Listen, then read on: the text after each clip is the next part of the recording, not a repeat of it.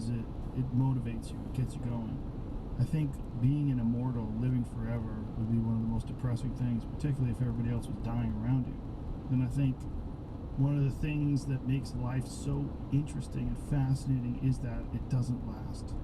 You know, that you really get a brief amount of time here, and really by the time you're just starting to kind of figure yourself out, who you are, and how not to screw things up so bad, it's like time's up. The ride's over. What about from your daughter's perspective? Do you think about the world we're in now, and what kind of world you're gonna leave them? I do. Do you worry about it? I do. Yeah, I do. I do when I see these protests and riots and chaos and so much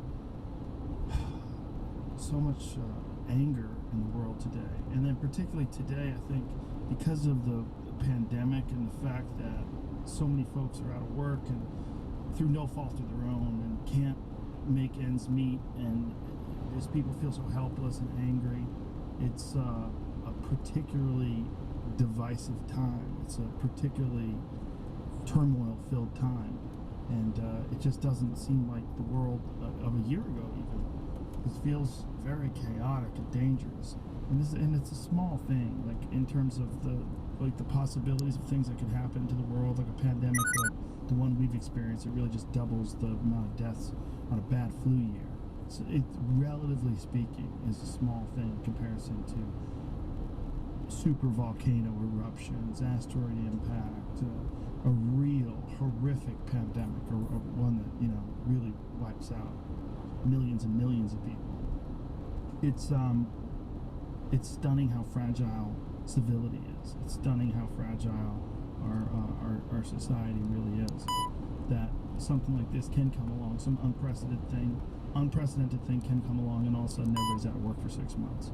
And then everybody's at each other's throats, and then politically everyone's at each other's throats, and then with the advent of social media and the images that you can see, you know, videos of police abuse and just racial tensions are at an all-time high, to a point where, like, if you asked me just 5 or 6 years ago, like, have racial problems in this country largely been alleviated, I'd probably say, yeah, it's way better than it's ever been before. But now you could argue that it's not. Now you could argue it's way worse in just a small amount of time. It's way worse than it's ever been during my lifetime.